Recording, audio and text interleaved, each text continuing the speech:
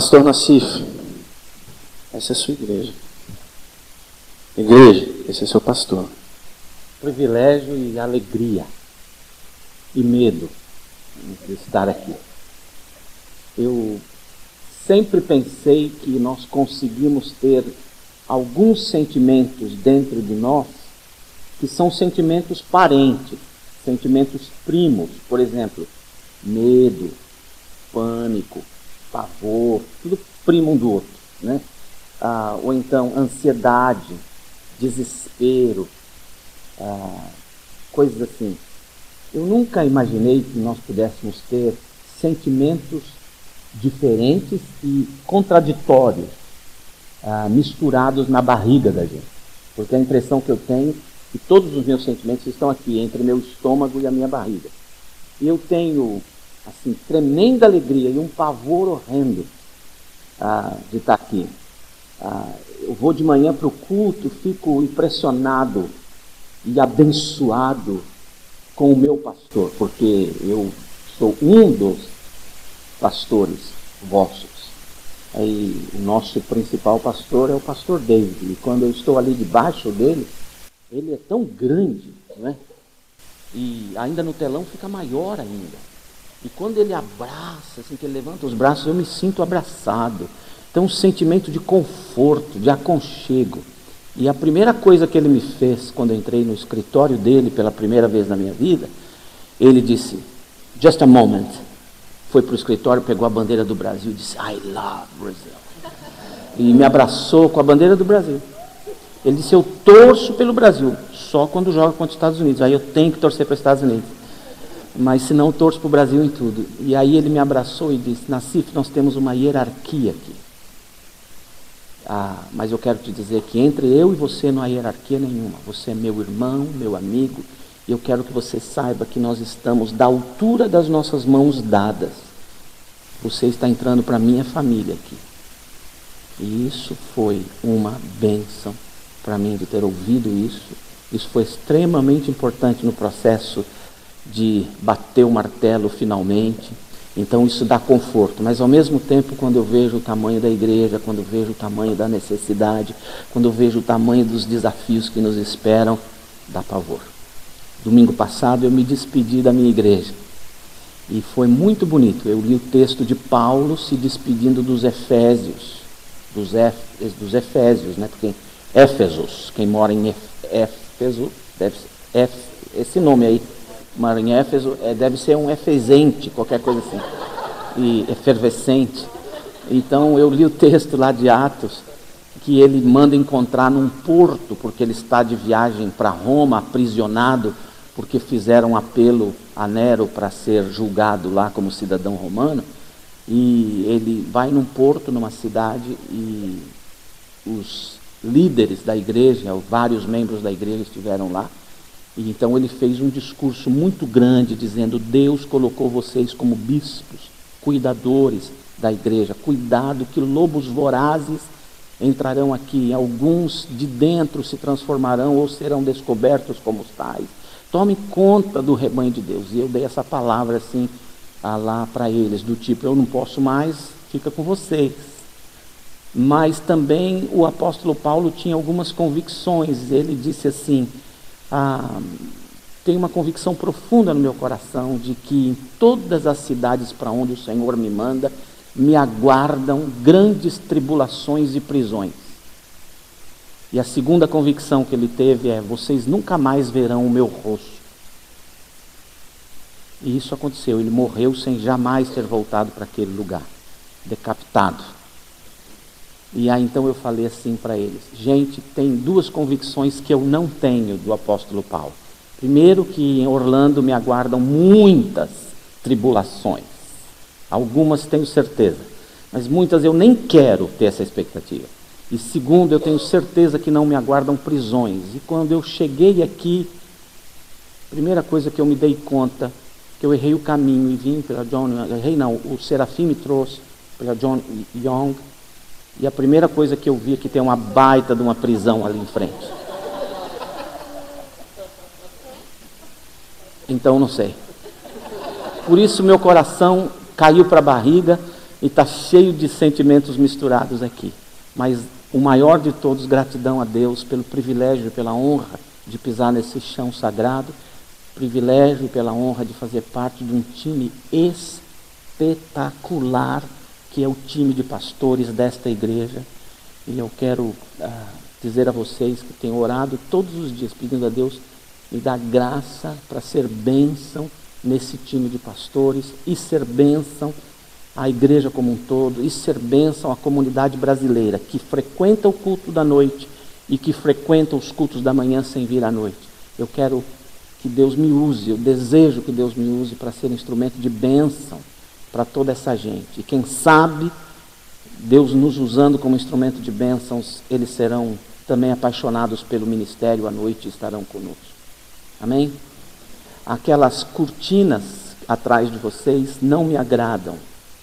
Não me agradam. Não é por causa da cor, podia ser rosa, pink, qualquer coisa, não é por causa da cor. É porque essas cortinas estão dizendo para mim que nós temos esse tamanho que é aqui. E eu queria, pela fé, daqui para frente, que a gente afastasse a cortina, ou o biombo, ou a divisória, pelo menos 5 fileiras de cadeiras para trás, e nós vamos deixar as cadeiras vazias. E cada culto, nós vamos olhar para elas, nós vamos impor as mãos e dizer: enche, Senhor, esses lugares com pessoas. Amém? Eu não quero ser limitado. Eu quero trabalhar para que nós tenhamos esse auditório cheio. Se nós conseguirmos 1/3, pelo menos vamos para o céu e vamos dizer a Deus: trabalhamos pelo total, conseguimos 1/3. É melhor do que chegar lá e falar: eu trabalhei por 1/3. Não, quero trabalhar pelo tanto. Eu creio que o tamanho do nosso ministério será do tamanho do auditório que nos será dado. Amém ou não?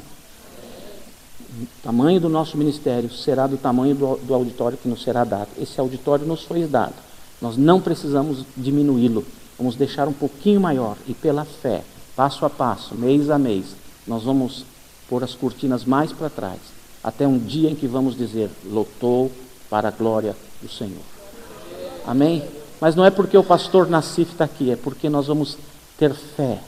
E vamos nos dispor. E vamos dizer: Deus, nos use como o Senhor quiser, para que isso aconteça, juntos. Amém? Amém.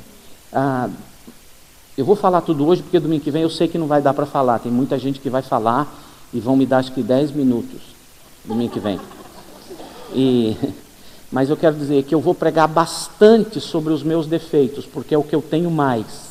Eu vou pregar 1 ou 2 sermões sobre virtudes, o resto é só sobre defeitos de fabricação e defeitos adquiridos ao longo da vida.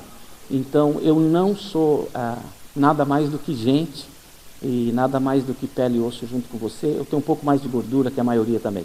Mas eu quero dizer para vocês que não deixem a mente e o coração de vocês dizer: ufa, agora posso parar de trabalhar nessa igreja que o pastor chegou. Não, agora é que você vai trabalhar. Agora é que a coisa vai ficar ruim. Se com Davi era um dedinho, com Salomão vai ser a mão cheia. Então, se espera que eu vou apertar você para você trabalhar, para você orar, para você se dispor, para você vir, para você ir. E nós vamos ganhar esse povo para Cristo, porque eu sei, esse é o desejo do Senhor para nós. Amém? Amém. Obrigado. Preciso de oração. Nós estamos trabalhando com casa, onde morar, que casa alugar, quando compra, não compra, se tem alguém que pode doar a casa também é bom. E estamos fazendo... fé é fé, né? Não é? Então, eu estou orando para Deus dar logo uma de presente, do sonho do coração de Lúcia, porque ela é quem vai viver lá dentro mais tempo do que eu, não é? E, por favor, ore por isso. A gente está quase fechando o lugarzinho que nós vamos alugar para morar aqui. Eu ainda não tenho endereço daqui, então eu já saí de lá e não cheguei aqui. Essa é outra emoção interessante. Você está no meio do caminho, você não é de lugar nenhum, né? E... oração pelos filhos, especialmente o Rafa, o processo de adaptação dele é um pouquinho mais complicado. Ele é extremamente apegado a pessoas, extremamente apegado a coisas. Então o quarto dele é o mundo dele. Eu vou precisar desmontar o quarto dele lá, montar aqui, mostrar o quarto vazio lá. A cabeça dele vai dar um nó, e quando ele vê o quarto dele, com as coisas dele, ele começa a entender a transição. E depois o encontro de amigos, né? Ele vai precisar de amigos, de pessoas que sejam amigos dele. Ele é muito chegado aos amigos. Ele tem um grande amigo lá em Boston, e casado, que tem uma filhinha e tudo, e ele está muito preocupado de deixar esse amigo. Ele me perguntou se ele pode morar lá. E eu falei assim, mas como, Rafael? Sem o papai, sem a mamãe? Ele disse, eu me viro. Então é um processo importante. Por favor, nos ajude nisso. E toda essa tramitação, né, de aplicar no Social Security de novo para ele, todas essas coisas, eu vou precisar de discernimento, de entendimento de como fazer. Se tem alguém na igreja que depois pode me auxiliar nisso, você é bem-vindo. E a Bruna, que é a filha solteira, bonita, solteira, sozinha, lá vai terminar a universidade e não sabe o que vai fazer do futuro dela. Eu estou orando para que o futuro dela seja morar comigo, né? Porque eu não quero que ela se case. Uma eu deixei escapar, mas a segunda eu não vou deixar. Então, meu coração é de que ela venha a viver aqui em Orlando com a gente, faça o mestrado dela por aqui, e encontre o trabalho por aqui, e encontre o príncipe dela que ela não encontrou ainda, que eu saiba, né? Outro dia alguém me perguntou, sua filha está namorando? Que eu saiba, não, né? Mas precisamos de oração por isso, tá bom? E o nosso coração fica calmo, a gente crê que Deus está no controle aqui, mas quando chega na barriga ela está em confusão, tem borboleta lá dentro, se mexendo, é uma coisa incrível. Então, por favor, conto com a sua oração. Amém? Comece a contar os meus 45 minutos agora, por favor. Abre sua Bíblia para o Evangelho de Lucas. Capítulo 7. Não lembro se o versículo é 12 ou 14. Deixa eu abrir aqui. Lucas capítulo 7. Nem 12, nem 14, 11.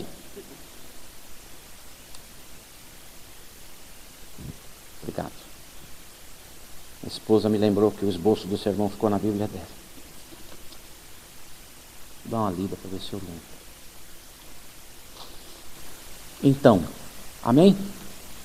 Se você está sem Bíblia, encosta assim perto de alguém que está com Bíblia. Fala, posso ler junto? Se a pessoa vai estar tímida, encosta você a Bíblia ali. Deixa a pessoa ler junto. Você sabe por que todos os pregadores, a maioria dos pregadores, quem é muito bom não, mas a maioria dos pregadores lê a Bíblia antes de pregar? Porque a gente sempre corre o risco do sermão ser muito ruim. A Bíblia nunca é. Então a gente lê a Bíblia, pelo menos garante que tem uma boa palavra, não é? Lucas 7, versículo 11 diz assim: logo depois, Jesus foi a uma cidade chamada Naim, e com ele iam os seus discípulos e uma grande multidão. Ao se aproximar da porta da cidade, estava saindo o enterro do filho único de uma viúva, e uma grande multidão da cidade estava com ela. Ao vê-la, o Senhor se compadeceu dela e disse: não chore. Depois aproximou-se e tocou no caixão. E os que o carregavam pararam. Jesus disse: jovem, eu lhe digo, levante-se.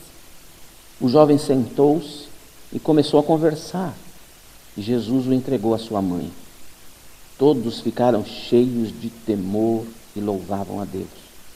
Um grande profeta se levantou entre nós, diziam eles. Deus interveio em favor do seu povo. Essas notícias sobre Jesus espalharam-se por toda a Judéia e regiões circunvizinhas. Amém. Vamos orar. Espírito Santo de Deus, dá-nos graça para entender o seu jeito de agir e de intervir nos grandes dilemas da nossa vida. Enquanto caminhamos nesse chão onde existimos, precisamos das intervenções sobrenaturais e milagrosas do Senhor em nossa vida. E quem sabe hoje à noite aqui nesse auditório, há pessoas que estão passando por um período de extrema dificuldade, dor. Quem sabe a esperança já se foi. Mas eu quero pedir, Deus, ajuda-nos a entender a Bíblia, o que o Senhor está falando para a gente. E depois, quem sabe o Senhor se agrada de nós hoje E hoje comece a realizar milagres nas nossas vidas, milagres que tanto precisamos. Faz isso por nós, nos ajude, pois oramos no nome bendito, no nome forte de Jesus Cristo. Amém. Amém. Amém. Antes de pregar, você sabe da igreja que costuma vir ao ministério? Você sabe de alguém que não veio hoje? Se você sabe, você vai me fazer um favor, tem que ser verdadeiro. No final do culto, você liga para essa pessoa e diz: senti sua falta, mas orei por você enquanto o pastor pregava e quero dizer que eu te amo. E qualquer coisa que você precisar de mim, deixe-me saber. Tem coragem? Tem? Eu li uma estatística aqui, produzida pela Convenção Batista Americana, de uns 5 anos atrás. Eles disseram que aproximadamente 150 mil pessoas por semana abandonam a igreja. 150 mil pessoas por semana abandonam a igreja.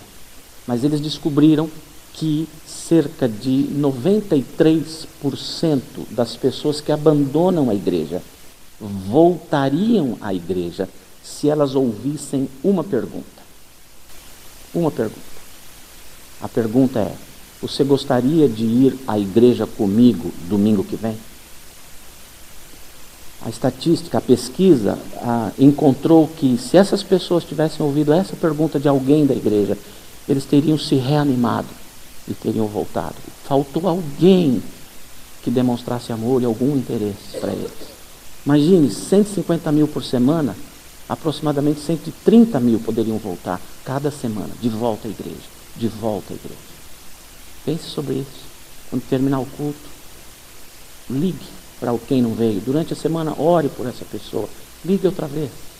Pergunte: vamos juntos? Quer que eu passe aí? Posso te dar carona? Às vezes só falta isso. Porque de vez em quando eu encontro pessoas que falam assim: ah, pastor, eu estou 3 domingos sem vir na igreja, ninguém notou, nem o senhor. E quem menos nota é o pastor, né? Porque vê um auditório sempre mais ou menos cheio e não percebe que faz 3 domingos que aquela ovelha não veio. Aí ela vai ficando cada vez mais desanimada. Mas se alguém lembra quem não veio, pode ligar. Outra coisa, você pode ligar para mim e dizer: nasci, tem uma irmãzinha, um irmãozinho. Olha, eu liguei para eles. Você não quer ligar também? Está aqui o número. Eu dou uma ligada na hora, porque se eu deixar para depois também esquece. Então, assim nós podemos nos ajudar e ajudar os irmãos, amém? Amém? Muito bem. Nesse trecho da Bíblia, o Senhor Jesus Cristo está chegando para a cidade de Naim. Quando eu era seminarista, sempre que eu lia a viúva de Naim, eu pensava que ela era a viúva do seu Naim. E eu não posso falar essas coisas porque tem aqui um pastor que foi meu professor quando eu era garoto. E ele me levou para a igreja dele para ver. Gente, eu nunca vi pessoa mais organizada que esse homem. Falei: meu Deus, não vou ser pastor nunca. É complicado. Então agora falar para ele que eu não sabia ler a Bíblia já vai me destituir agora. Obrigado por o senhor estar aqui, viu, pastor? Obrigado, pastor. Tantos anos. O Senhor Jesus está entrando na cidade de Naim. Na cidade de Naim. Com uma caravana, com um grupo de pessoas que o acompanham. Por onde o Senhor Jesus está passando, coisas maravilhosas estão acontecendo. Hoje de manhã o nosso pastor disse que Jesus comeu com seus discípulos. A Bíblia menciona pelo menos 7 refeições, 7 vezes em que o Senhor tomou uma refeição, e não era fast food, não era Burger King ou coisa assim. Era realmente uma refeição produzida, bem feita, que precisa sentar, mais do que sentar, reclinar-se para comer. E o pastor David disse: toda vez que o Senhor estava comendo com alguém, algo extraordinário aconteceu. É verdade também que o Senhor Jesus Cristo, em todo o enterro que foi, ressuscitou morto. Interessante. Todo enterro que o Senhor Jesus foi, na Bíblia, mostra, ele ressuscitou o defunto. Já pensou? Que gostoso? Se Jesus estivesse andando carnalmente entre nós, ia ser um tal de convidar para vir no enterro, né? Vem no enterro de, vem no enterro de. Mas também eu teria uma lista de pessoas que eu ia impedir Jesus de entrar. Não entra não.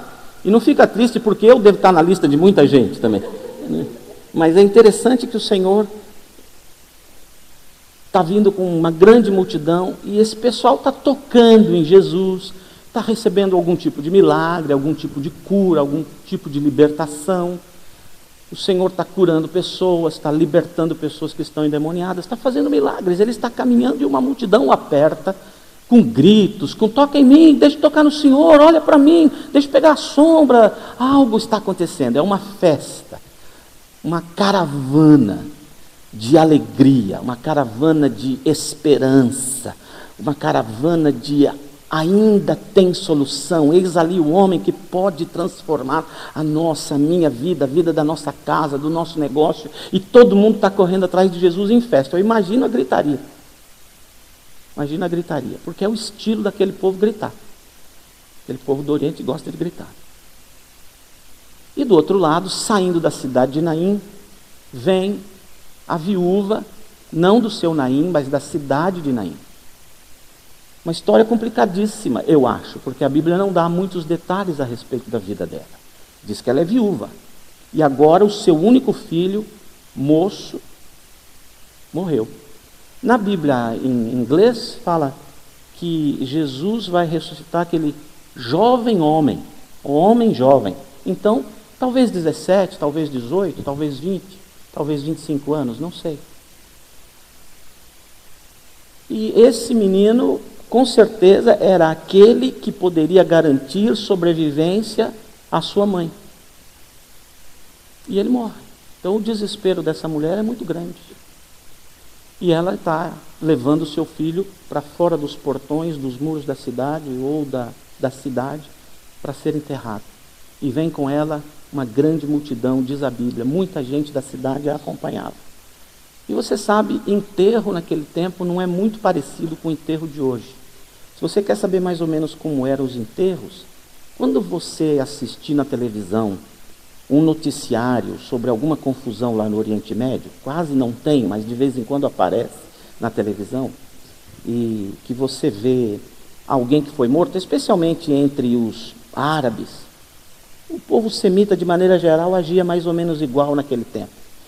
Mas você vê o sujeito todo enfaixado em túnicas, totalmente coberto, em cima de um caixão, quase uma madeira, nem era bem um caixão, e a multidão carregando o sujeito aqui em cima, vai carregando numa procissão de todo mundo apertado, com muita gritaria, e levando o morto. O morto às vezes quase cai de lá de cima. É uma bagunça, todo mundo quer pegar um pedacinho, quer tocar, quer ir. É uma manifestação ruidosa, forte. Hoje, entre os muçulmanos de maneira geral, é assim. O jeito de enterrar. Eu posso imaginar aquele povo trazendo esse menino com choro. E naquele tempo existiam umas mulheres que eram profissionais em choro no enterro. Tinha um enterro, você podia contratar aquelas mulheres para elas chorarem, as carpideiras. Esse emprego não tem hoje, né? Com a falta de emprego a gente podia pensar em chorar em enterro. Não, porque as mulheres têm uma capacidade impressionante de fazer o que quer com o seu rosto, não é? Raiva, alegria, choro, paz. É impressionante como... Eu não sei porque Deus as fez assim. Tem mulher que equilibra uma lágrima num olho só durante horas. Fica brilhando como uma luz, como uma estrela. Por horas, às vezes dias, a mesma lágrima está lá. Até que o marido fala, tá bom, aí a lágrima escorre. É incrível como elas são capazes, né? E naquele tempo, então, as carpideiras, eu imagino, estavam lá chorando com gritos e comovendo todo mundo, que não precisava nem de carpideira, uma situação muito complicada. Essa caravana está caminhando e mais tarde vai encontrar com a caravana do Senhor Jesus. Essa caravana, diferente daquela, era a caravana do não tem mais jeito, a caravana da desesperança, se é que essa palavra existe. A caravana do não há nada mais que possamos fazer por ele. A caravana do nada é mais poderoso do que a morte. a caravana que manifestava o fim de toda a esperança, oração e rezas daquele povo. Era uma caravana que olhava para um futuro obscuro, sem luz no fim do túnel, sem túnel, escuridão para aquela mulher. E as pessoas estavam comovidas. Imagine, uma caravana de tristezas, de falta de esperança, uma caravana que admite: perdemos para o poder da morte. Não há nada mais que possamos fazer por nós nem por ele, a não ser chorar e temer o futuro dessa mulher. Mas aí o Senhor Jesus vem vindo, e a caravana de Jesus encontra com a caravana. Às vezes eu tenho uma tentação de dizer que o trio elétrico da morte encontrou o trio elétrico da vida. A festa encontrou o choro.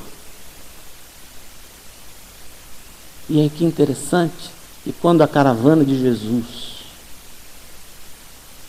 toca nas caravanas não de Jesus, ela tem o poder de transformá-las também na caravana de Jesus. Nós devemos ser mais amigos das pessoas que não têm Jesus, porque quando nós nos aproximamos deles, o Senhor Jesus está se aproximando deles. E o Senhor Jesus então vai encontrar. E diz a Bíblia que o Senhor viu, que o Senhor se apaixonou e que o Senhor tocou naquele caixão. O Senhor Jesus viu. Ao vê-la, disse a Bíblia, o Senhor Jesus viu. O Senhor a viu antes dele ter vindo ao mundo, antes de ter sido crucificado. Ele a viu, e naquele dia, fisicamente, ele a viu. O que isso ensina para mim? Que o Senhor vê, que o Senhor não nos perdeu de vistas. Nós não estamos escondidos atrás da multidão ou debaixo dos entulhos dos problemas de nossa vida, ao ponto de que Ele não nos está vendo mais, que Ele não pode nos enxergar, que Ele não pode perceber. Jesus está vendo você. A Bíblia Sagrada diz no Salmo que quando você se levantou, Ele te viu. Por onde você caminhou, Ele te viu. Hoje, tudo que você comeu, Ele viu. Com quem você falou, Ele viu. E Ele está te vendo agora e te verá ao deitar e te vigiará à noite. Ele te vê o tempo todo. Jesus não te viu. O pastor pode não te ver, mas Jesus te vê. Eu posso ficar distraído de alguma ovelha, mas Ele não fica distraído de nenhuma ovelha. O Senhor vê. Passou pela sua mente esses dias: poxa, será que Deus não está me vendo? Ele está te vendo. Será que Deus esqueceu de mim? Não. Será que Deus não sabe o quanto eu estou sofrendo? Sabe. E se isso traz paz ao seu coração, eu fico feliz, porque ao meu traz. Ele está me vendo agora. Ele está vendo o meu filho Rafael lá em casa, tomando conta de minha sogra. Pode imaginar a quantidade de anjos que Deus mandou lá para casa. Um garoto com síndrome de Down cuidando da minha sogra, com 80 e tralalá, que não fala uma palavra em inglês. O Rafa que está tomando conta dela agora. Eu fico imaginando, quando eu saio de casa, Deus manda teus anjos. É uma confusão no céu. Os anjos falam: eu não. Manda o outro. Tem anjo de penitência? Manda. Eu estou cansado, vim de lá agora. É muito complicado cuidar deles. Mas eu posso ver que Deus os vê, Deus os vigia, Deus toma conta. Isso traz paz ao meu coração desesperado. E eu espero que você agarre um pouco de paz hoje, por saber que, ainda que o mundo inteiro não perceba a sua dor, Deus percebe. Ele não perdeu você de vista. Amém? Depois o Senhor Jesus Cristo toca, ou melhor, se apaixona por aquela mulher. A palavra se compadeceu é a palavra compaixão. Uma tradução não muito boa dessa palavra significa dor nas entranhas, dor de barriga. É aquele sentimento que você tem quando vê alguém que você muito ama passando uma necessidade ou correndo um risco de vida ou tendo um acidente. Aquela coisa que passa aqui, essa dor, essa trava que dá aqui. Chama-se compaixão. Tanto é que os médicos daquele tempo acreditavam que a barriga, o abdômen, era o centro das emoções de um ser humano. E não é difícil de pensar isso, né? Toda vez que eu tenho um sentimento, vai para a barriga. E então o Senhor teve compaixão. Parece-me que essa palavra no Novo Testamento só foi usada para Jesus. Ele teve compaixão daquela mulher. O que significa isso? Que o Senhor está chorando a sua dor. Ele não é indiferente. Não é agradável para Ele que você está passando isso. Deus não é um Deus sádico. Ele te ama. Ele sofre a sua dor. Ele está apaixonado. Ele está compadecido. Ele tem dor nas entranhas. O Senhor Jesus está com as entranhas doloridas porque Ele vê o seu sofrimento. Outro dia alguém falou assim, olha, vamos juntar um exército de oração, muita gente orando, para orarmos, porque essa pessoa está sofrendo muito. Se a gente orar, muita gente orar, e muita gente orar muito, quem sabe a gente convence o Senhor a fazer algo. Você pode imaginar a neném nova do Jorge, que nasceu com o coraçãozinho agitadinho, que precisou ficar no hospital, e vai ficar uns dias ainda lá. Você pode imaginar que Deus só vai olhar para aquela criança se nós orarmos? Mas se só 3 da igreja orar, Ele vai nem tchum para isso. Eu não consigo pensar num Jesus, e só se tiver um exército de oração, Ele olha e fala, ok, já que tem tanta gente orando, eu vou prestar atenção no sofrimento. Como sofre? Não, eu estou vendo ele chorar agora. O Senhor está compadecido. Ele está chorando a sua dor. Ele se compadece. Ele fez isso por esse menino, por essa mulher. E isso para mim é como dizer, eu faço isso. O que isso traz ao meu coração? De novo, muita paz, muita esperança, alívio, porque quando eu estou sofrendo e alguém me dá um abraço, me dá um beijo, e dizendo, Nassif, eu sei como deve estar doendo, a pessoa talvez nem consiga saber, mas o abraço valeu, estar ao lado valeu, parece que a pessoa sabe que eu estou sofrendo, como isso nos alivia. E eu quero te dizer, seja lá qual for o tamanho da sua dor, a qualidade do seu sofrimento, o tipo de enfrentamento difícil que você tem, eu quero te dizer uma coisa, Ele vê e está compadecido, Ele sente o que você está sentindo, creia, creia, amém? Amém. Terceira coisa que o Senhor Jesus faz aqui, Ele toca no caixão e para o enterro.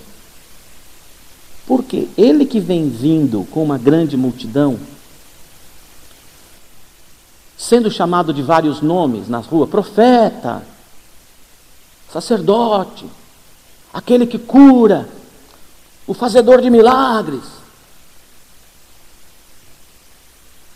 o Filho de Deus, o Messias chegou, vários nomes.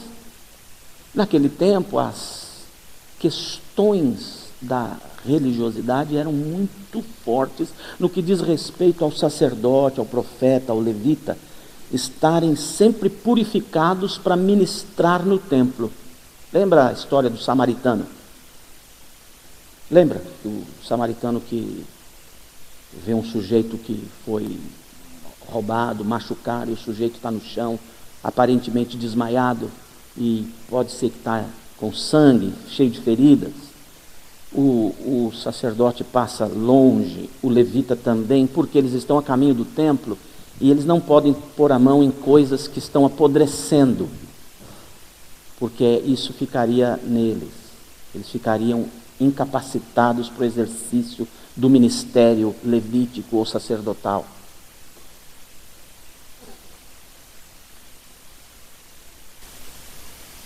Só por não ter certeza se a pessoa que está no chão está viva ou morta. Na dúvida é melhor não tocar. Mas o Senhor Jesus tem absoluta certeza de que o menino que está no caixão está morto. E ele vai colocar toda a sua reputação em jogo agora. Porque para o Senhor Jesus Cristo, me parece, mais importante é socorrer uma vida humana do que manter as aparências dos rituais, da liturgia, das purificações e de todas essas coisas. Quase que eu poderia dizer para você que Jesus está dizendo que se lasque todas estas coisas, eu preciso socorrer esta mulher. E custe o que custar para mim, eu farei. Porque eu estou compadecido, apaixonado, chorando essa dor e eu posso fazer algo. E ele toca no caixão. Isso para o enterro. Eu imagino que todo mundo fala, o homem tocou no caixão. A caravana que vem com ele deve ficar assustada. E aí ele manda o menino levantar.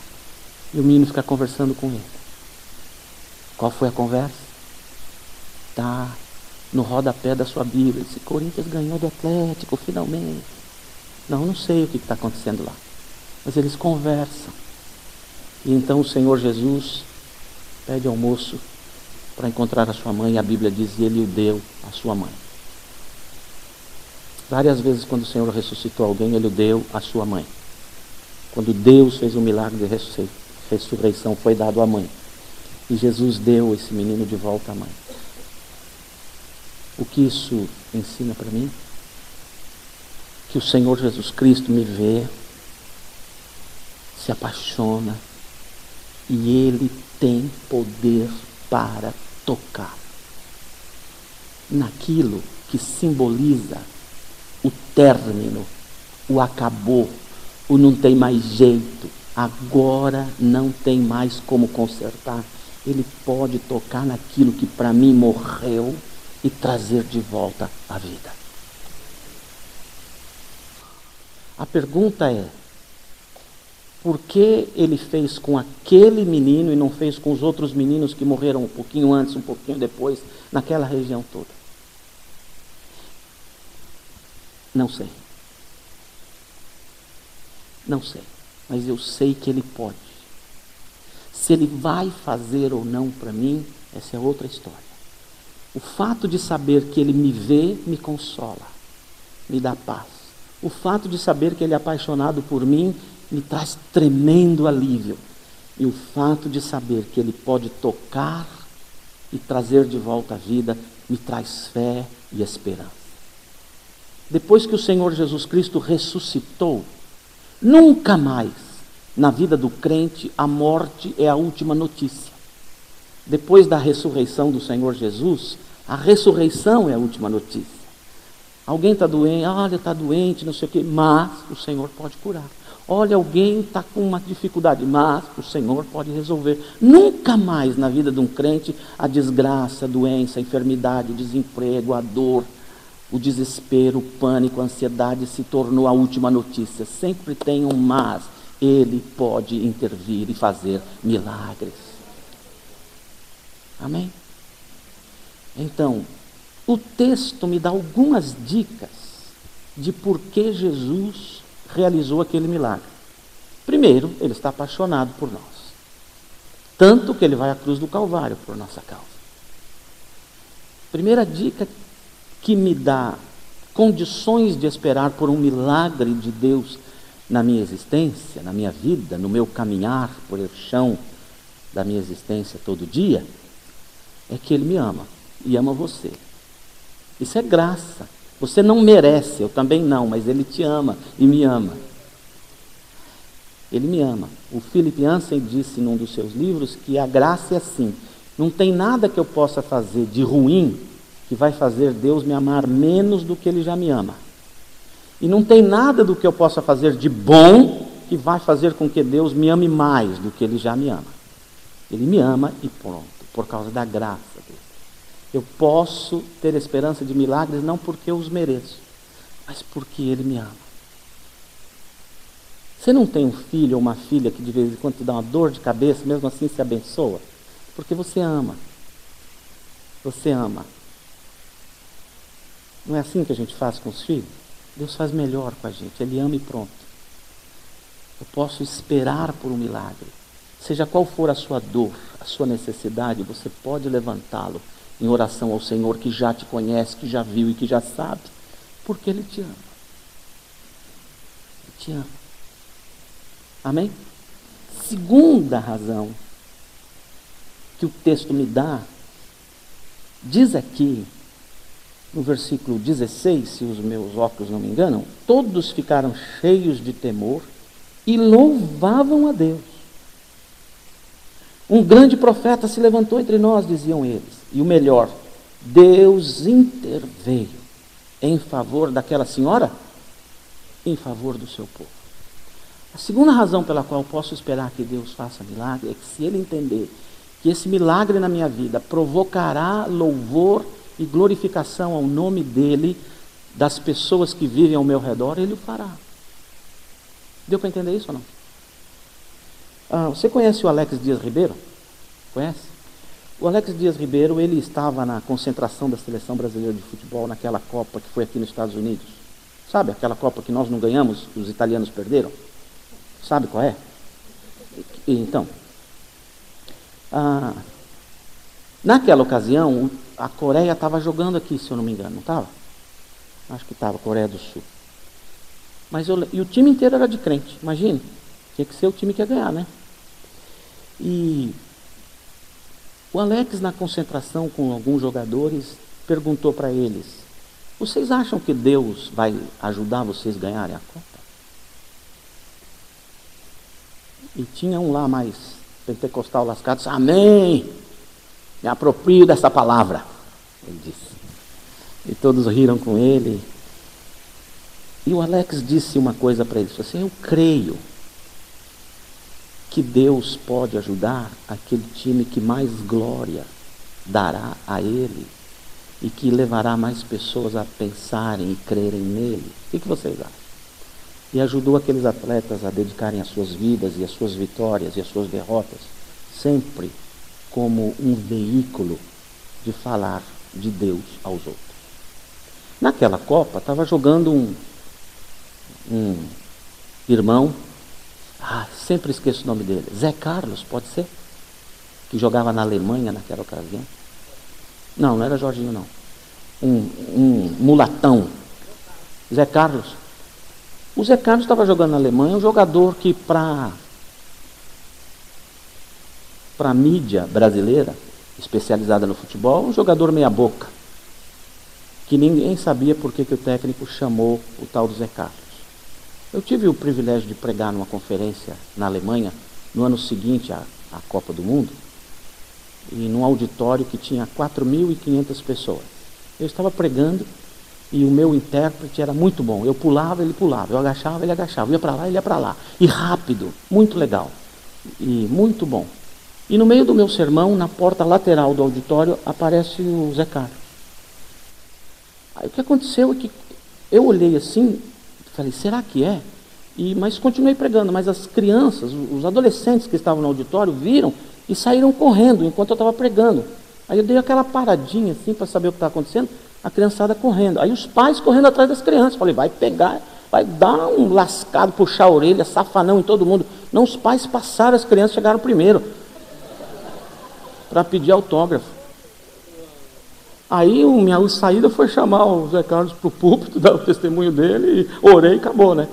Foi muito legal. Aí ele falou, Nassif, nunca pensava que isso ia acontecer, mas aí eu conheci, eu não conhecia, e depois no outro dia nós estávamos almoçando juntos, e eu conversei com ele, cara, me conta essa história, como é que o técnico te achou aqui? Que a imprensa toda ficou criticando você. Ele falou, Nassif, eu e minha mulher começamos a orar e dizer, Deus, eu quero glorificar o teu nome. Eu gostaria de ser convocado primeiro porque eu queria ser convocado, confesso.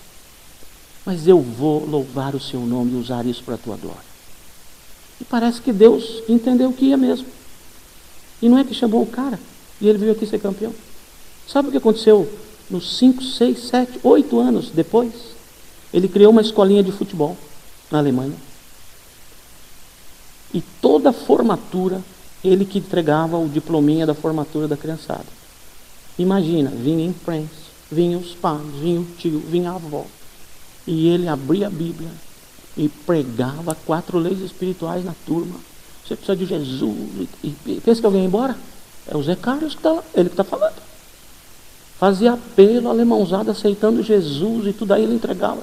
E ele foi assim por anos. Por quê? Porque ele tinha uma vitória. E as pessoas ouviam.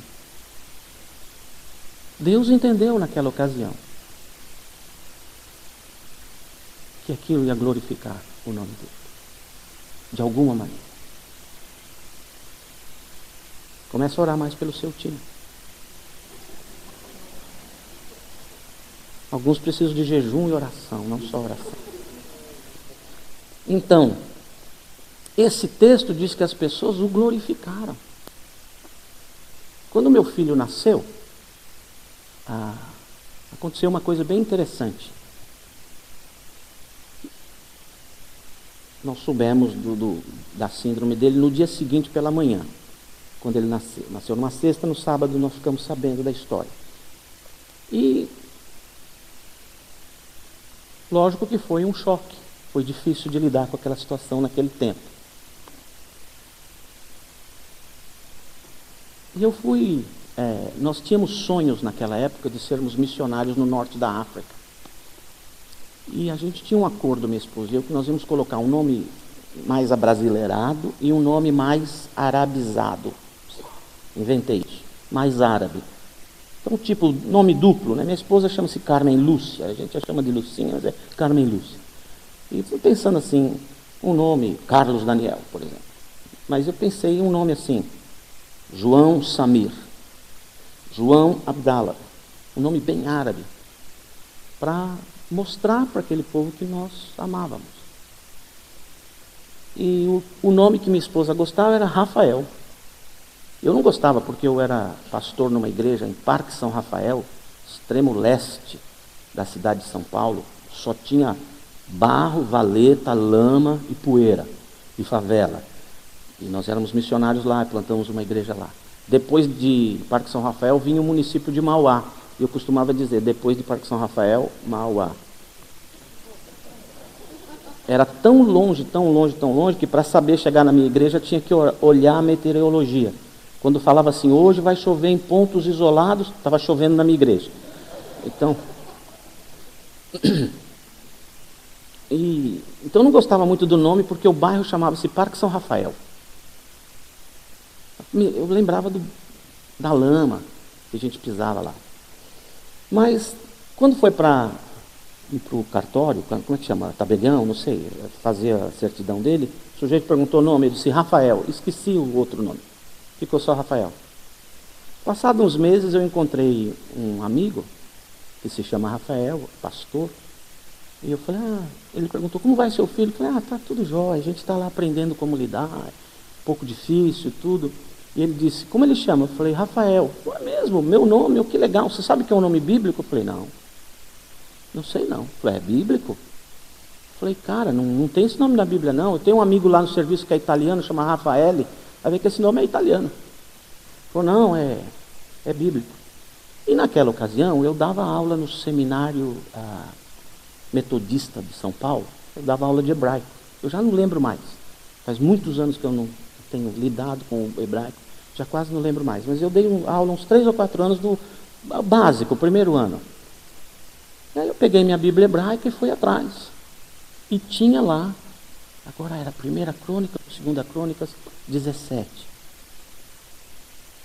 Tinha um cara lá chamado Rafael estava em hebraico.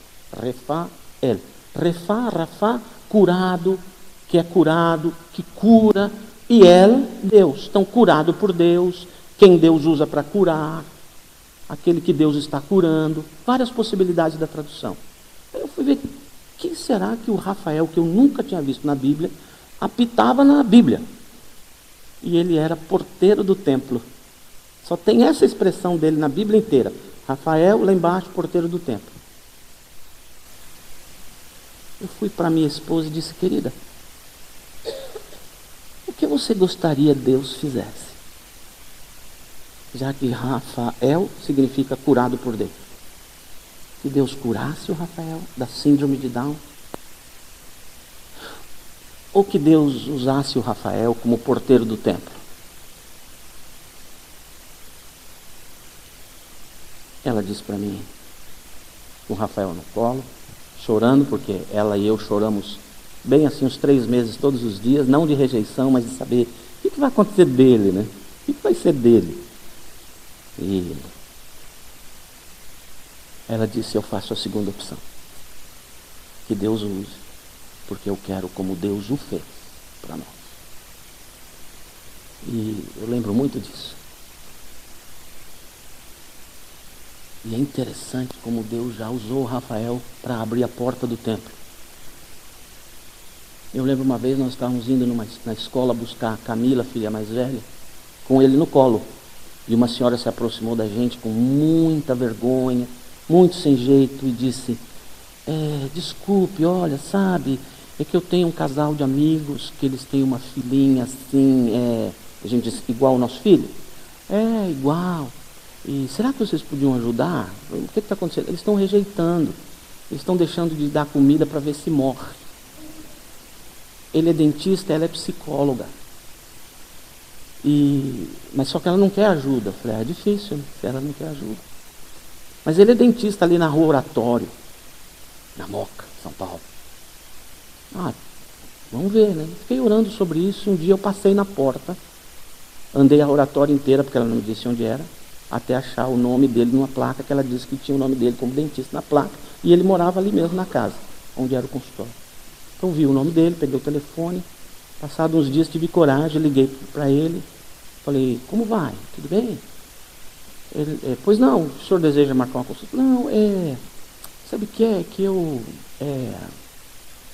conheci uma senhora amiga de vocês, eu tenho um filho que tem síndrome de Down.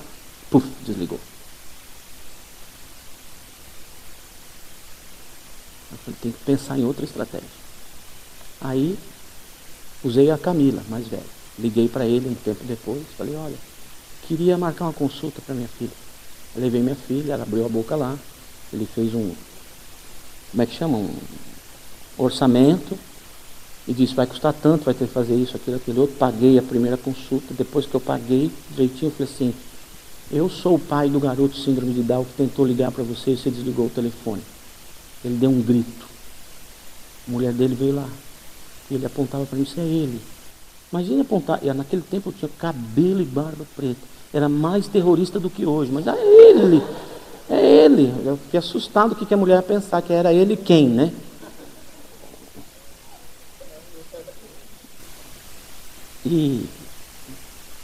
Mas aí a gente pôde ajudá-los. Eles me expulsaram da casa. Literalmente. Não queriam mais me ver, mas passado um tempo eles ligaram. Ela ligou e ficou algumas horas conversando com o seu telefone. Outros tantos casos. Depois que o Rafa cresceu, o que ele mais gosta de fazer na vida é ir em restaurante. O Rafa gosta de um restaurante. E toda vez que íamos ao restaurante, o garçom chegava e ele falava, como você se chama? E aqui nos Estados Unidos, várias vezes, what's your name? Aí você fala, e você, Rafael? Ele fala assim, Jesus loves you. A pessoa fala, thank you. Ele faz assim com a mãozinha e fala, pai.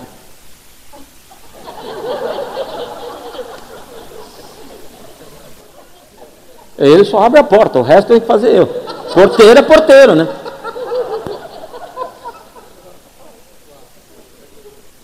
Até hoje, nas notinhas de restaurante, a gente escreve embaixo, Jesus loves you. Toda notinha que a gente devolve para o garçom, a gente pelo menos escreve isso, porque lembra dele. Mas ele já foi porteiro do templo em situações muito interessantes. Uma vez eu estava assistindo Atlético do Paraná, eu sou Atlético Paranaense, Furacão da Baixada. Hoje é uma brisa de orientação sexual duvidosa, né? Porque não sabe nem para onde vai aquele ventinho. Tão fraco que está o time, mas eu era torcedor do Atlético e eu sempre ia ao campo com o Rafael. E um dia, lá no Caldeirão, a Baixada, o estádio do Atlético, chamava-se antigamente Caldeirão do Diabo. E uma vez eu estava perto de uma reunião dos empresários do Atlético e um membro da minha igreja que os conhecia me levou até lá para me apresentar ao presidente do Atlético, porque eu fazia muita farra com o Atlético. Ele disse, esse aqui é o pastor da igreja, ele é atleticano, esse aqui. Eu aproveitei, chamava-se Petralha, o sujeito. E apelidado de Metralha, né? Mas era Petralha. E eu o cumprimentei, falei que era um prazer, e tinha imprensa, tudo lá, e eu pus a mão no ombro dele e disse assim, o senhor sabe que aqui em Curitiba tem mais atleticano do Paraná do que Coxa Branca. A maioria dessa cidade é atleticano, para encher o coração dele. Não sei se era verdade, mas eu falei. E ele disse, é mesmo? Eu falei, pois é. Eu falei, mas sabe de uma coisa? Eu sou pastor e uma das minhas tarefas, talvez a principal tarefa da minha vida, é tirar pessoas do inferno. Como que eu vou animar as minhas ovelhas a irem para o caldeirão do diabo? Ou o senhor muda o nome desse estádio, ou eu vou fazer uma caravana, uma passeata, uma campanha para nenhum atleticano ir mais no campo enquanto o senhor não mudar o nome. Ele ficou olhando para mim assim, com o olho. Aí eu disse, estou brincando, mas se o senhor puder mudar o nome, por favor. Eles mudaram para Arena. Não estou dizendo que é só por minha causa, mas ele mandou um e-mail para mim, através do secretário dele, pastor Nassif, nós estamos mudando hoje o nome, pode deixar os crentes irem. Muito interessante, né? E eu não fiquei animando ninguém aí, para quem que é a igreja, né? Mas um dia eu estava lá no estádio com o Rafinha e o Atletiquinho estava perdendo 2-0 do Internacional, lá em casa, segundo tempo, 28 minutos, 2-0. Tinha um sujeito do meu lado que fumava um cigarro atrás do outro. Ele ia jogar fora, ele, antes de jogar, acendia o novo no que ele ia jogar fora e continuava fumando. Era uma chaminé. Uma chaminé. Aquele cara devia ter nascido com os buracos do nariz para cima. Ia facilitar a vida dele demais. Demais.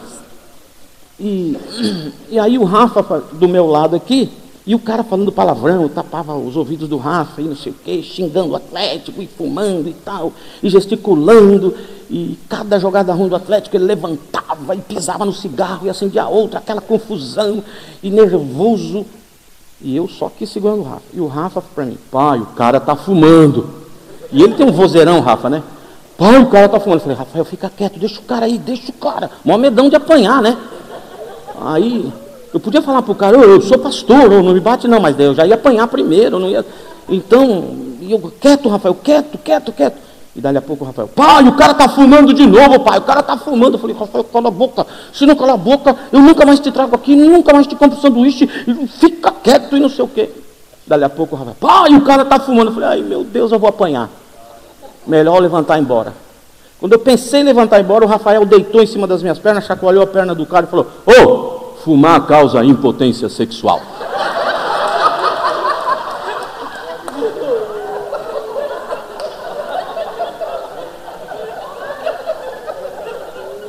Eu fechei o olho para esperar a pancada.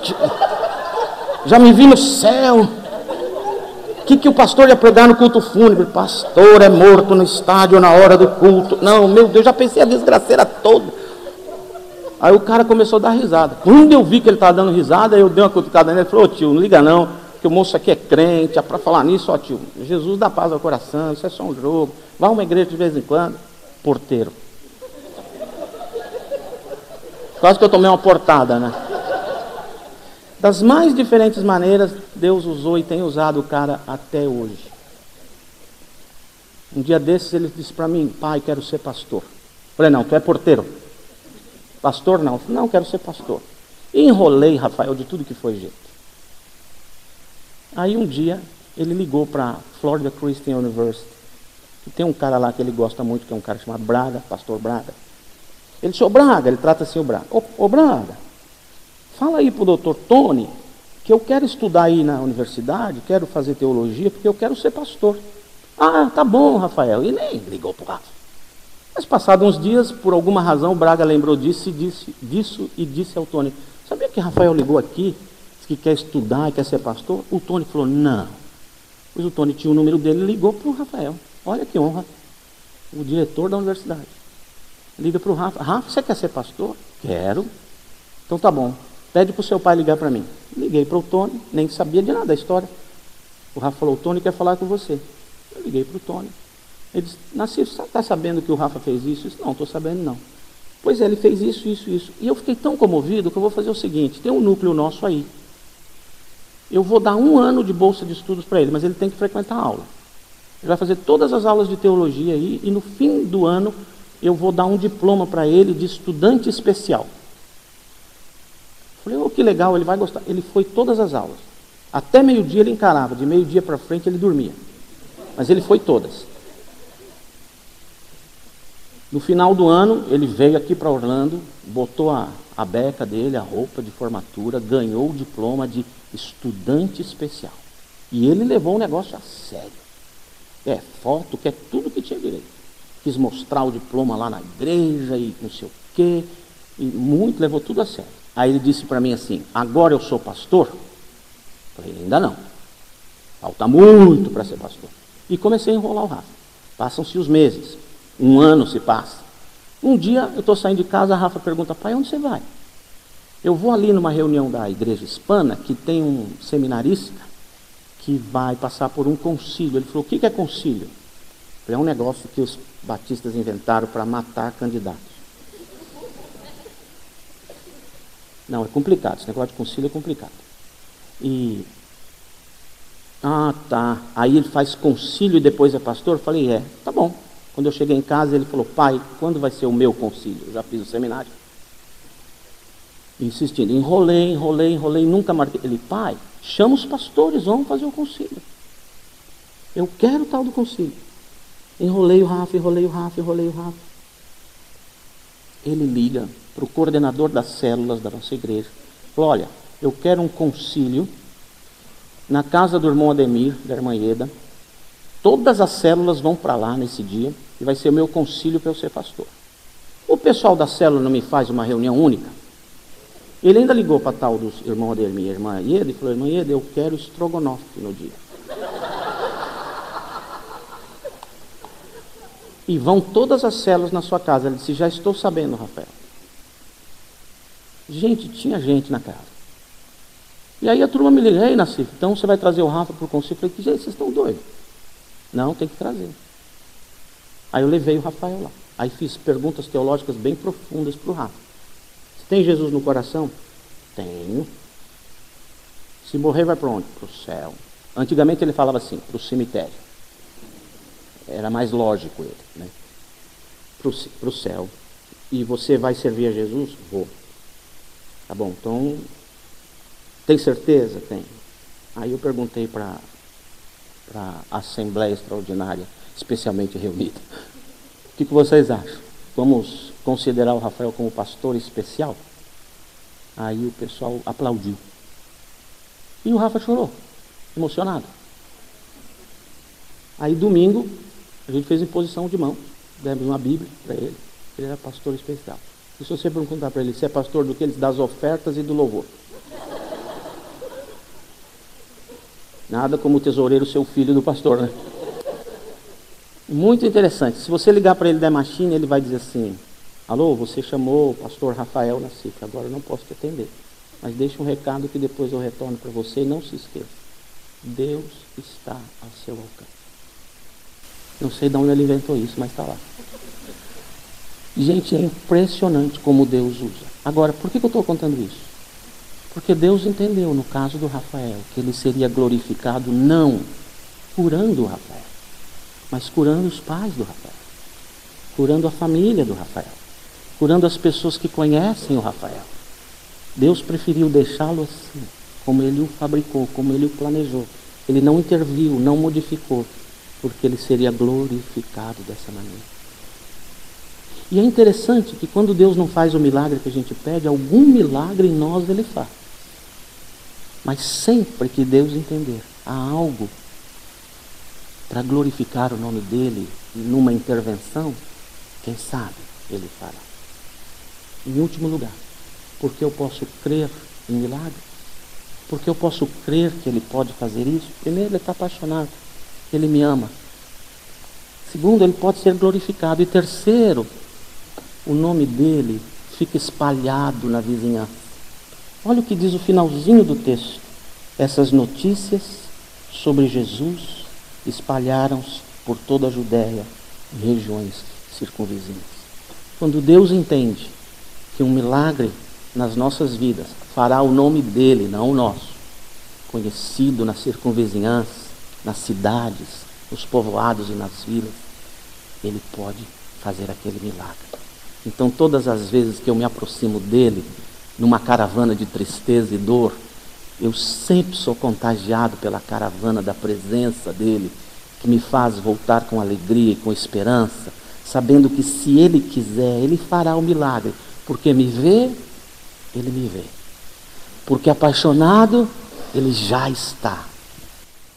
Porque ele pode tocar e fazer qualquer coisa inimaginável, impensável, não planejada, não premeditada por mim. Ele pode fazer qualquer coisa e trazer de novo à vida aquilo que está se perdendo nas minhas mãos. Se ele quiser, ele fará. Ele traz de volta. Ele realiza o milagre. Eu não sei como você chegou aqui. Talvez com uma necessidade grande. Talvez com uma dor profunda. Talvez com desespero. Talvez com uma causa dessas que você fala, não tem solução. Não tem solução. Mas eu quero te dizer, ele viu você levantar hoje. Ele viu você caminhar. Ele viu você vir. Ele viu você chegar. Ele está te vendo agora. Ele continuará olhando por você quando você sair daqui. E quando você deitar, ele não cochilará, não tosquenejará, porque ele vigiará por você. Ele é apaixonado por você. E por causa da graça dele, você tem toda a coragem de dizer, Jesus, dizer, olha para mim, não precisa. Dizer, se compadece da minha dor, não precisa. Então, Senhor, faz um milagre. Se isso redundará a glória ao teu nome, faz um milagre. Se isso fazer o seu nome conhecido, pessoas virem a Jesus por causa disso, faz um milagre. Amém? Esse é o lado de Deus. O seu lado é, será que, é uma pergunta, será que Deus não está fazendo milagres na sua vida? Será que Deus não está fazendo milagres na sua vida só porque você nunca contemplou a possibilidade de glorificá-lo por causa desse milagre? Talvez porque você nunca contemplou a possibilidade de dizer, com este milagre eu darei meu testemunho em todos os lugares, eu farei o nome dele conhecido, porque isso mudou a minha vida. Às vezes nós somos tão egoístas, queremos os milagres para nós, resolver a nossa vidinha. Pense sobre isso. Se você está com o coração aberto, dizer, me usa, com milagre ou sem milagre, como a gente cantou agora há pouco. Mesmo que a situação está difícil, eu vou te louvar. Porque nós podemos dar o nosso testemunho aos nossos vizinhos e amigos, não só quando Deus interveio e fez milagres extraordinários em nossa vida, mas nós podemos dar os testemunhos aos nossos vizinhos que mesmo com a tribulação, nós temos um Deus que nos tem dado paz, que nos vê, que é apaixonado por nós e que sabe o que está fazendo por nós, e por isso eu continuo crendo nele e continuarei louvando-o para sempre. Amém? Feche seus olhos. Senhor Jesus, eu não sei, lógico, a condição de qualquer pessoa que aqui chegou hoje.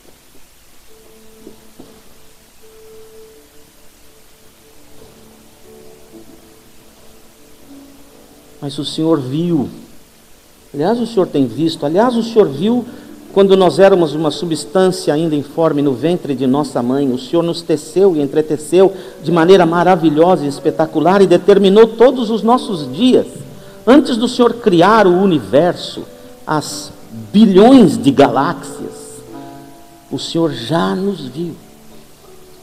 Então, do que nós devemos ter medo?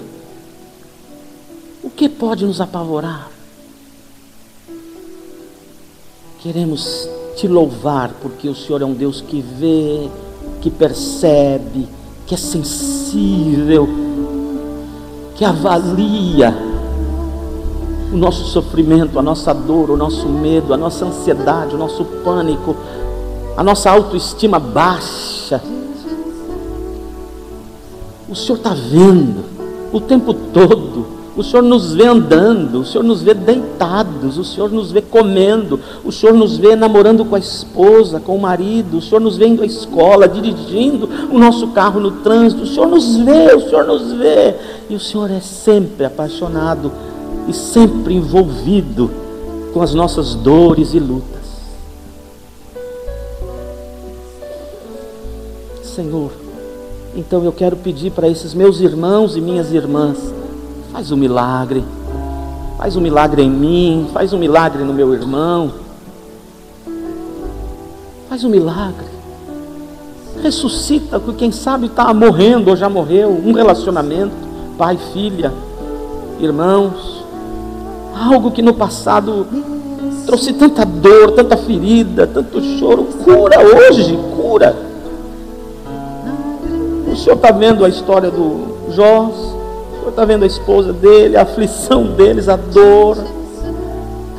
Cura, cura, somente isso, cure. O Senhor pode. Abençoa os meus irmãos, Deus, cura-os antes de mim, abençoa-os antes de mim. Ele primeiro, ela primeiro. O Senhor vai, realiza um milagre e glorifica o teu nome neste milagre, e espalha o teu nome na vizinhança dessa gente toda por causa dos teus milagres. Abençoa, Deus, cada um de nós. Todavia, Deus, nós sabemos que se o Senhor não fizer o milagre que estamos pedindo, algum milagre o Senhor sempre faz. E o maior deles é a nossa cura interior, arrancando do nosso peito o medo, a raiva, arrancando do nosso peito a decepção, e trazendo lá para dentro um coração mergulhado na alegria, vestes de alegria que vestem o coração e são refletidos no rosto, porque o coração alegre aformoseia o rosto. E eu quero te pedir que o Senhor nos abençoe com o milagre da alegria interna, com o milagre da alegria que é oriunda da paz, que o Senhor instala, enraiza, alicerça dentro do nosso coração, da nossa mente, ajudando-nos a lembrar: nós temos um Deus que vê, que é apaixonado e que pode. E isso tudo nos dá paz e esperança e confiança. Deus, eu desejo caminhar com essa igreja na caravana da alegria, na caravana da esperança, na caravana da expectativa do toque mágico de Deus nas nossas vidas. E quero convidar outros tantos a caminharem conosco nesta caravana. E haveremos de ser 1000, e haveremos de ser milhares para a glória de Jesus. Na caravana que é uma caravana de alegria e que haverá de contagiar todas as outras caravanas desta cidade. Nos abençoe dessa maneira, pois oramos no nome bendito, no nome forte de nosso Senhor Jesus Cristo. Amém e amém.